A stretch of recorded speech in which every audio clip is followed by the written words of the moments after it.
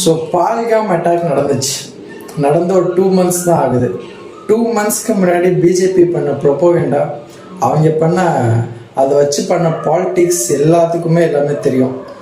அவங்க யாருமே அக்கௌண்டபிலிட்டி அதுக்கு எடுக்கல. அது ஹோம் மினிஸ்டர் அக்கௌண்டபிலிட்டி எடுக்கல. அந்த police failure, military failure, intelligence failure எல்லாமே அதுக்கு நம்ம அக்கௌண்டபிலிட்டி அவங்க எடுக்கல. அதுக்கப்புறம் டெரரிஸ்ட் யார் அதில் இன்வால்வ் ஆனாங்களோ அது அவங்க பிடிக்கல, அதுக்கு எதுவுமே பண்ணல.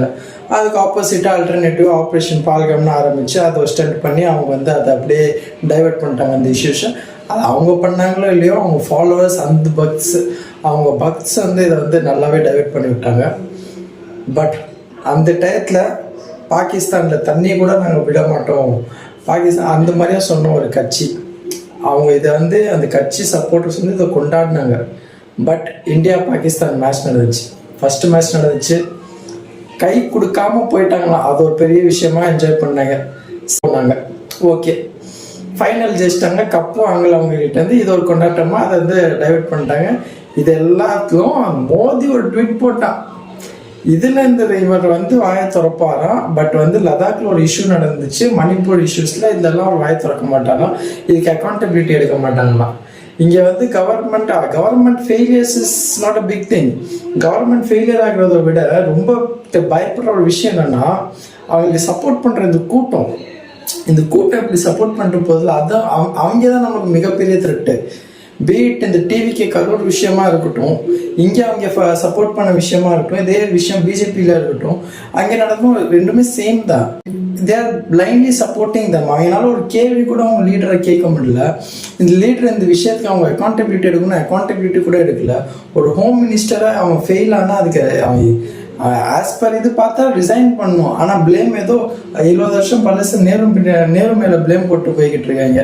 அதுவும் இந்த தற்கொலைங்க கேட்டு போய்கிட்டு இருக்காங்க. இவங்கெல்லாம் என்னத்தை திருந்த போகிறாங்க? ஓகே, அப்பார்ட் ஃப்ரம் திஸ், இதுக்கு ட்வீட் போட தெரிஞ்ச மோடிக்கு லடாக்ல ஒரு இஷ்யூ நடந்துகிட்டு இருக்கு. 6 வருஷமா போராடிக்கிட்டு இருக்காங்க. அவங்களோட உரிமையை அவங்க கேட்டதுக்கு, சோனம் வங்சக் அவங்க ரைட்ஸை கேட்டதுக்கு அவரை ஆன்டி இண்டியன் போர்ட்ரேட் பண்ணிட்டு அரெஸ்ட் பண்றாங்க. அப்போ இங்க நீங்க கேள்வி கேட்டா ஆன்டி இண்டியனா ஆகுறீங்க. அது அங்க தமிழ்நாட்டில் ஒரு கேள்வி, தமிழ்நாட்டில் ஒரு லீடரை பார்த்து நீங்க அக்கௌண்டபிலிட்டி ஏன் எடுக்கலன்னு கேட்டா 200 ரூபா ஓபி டிஎம்கேயோட கைக்குள்ளின்னு இங்கே ஒரு கூட்டம் சொல்லிக்கிட்டு இருக்கு. இதை என்கரேஜ் பண்ணுறதுக்கு ஒரு குரூப்பே இருக்குது, ஒரு கூட்டம், பெரிய கூட்டமே இருக்குது. ஸோ இப்படியே போய்கிட்டு இருந்துச்சுன்னா what will be the issue?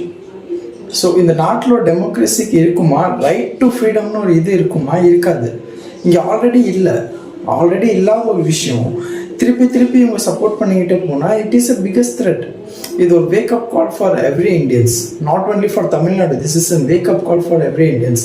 What BJP is doing in the centre, அவங்களை இக்னோர் பண்ணுற ஒரு விஷயம், அந்த லடாக்கோட விஷயம் இக்னோர் பண்ணுறது, இது நேஷ்னல் லெவலில் ஒரு பிகஸ்ட் த்ரெட்.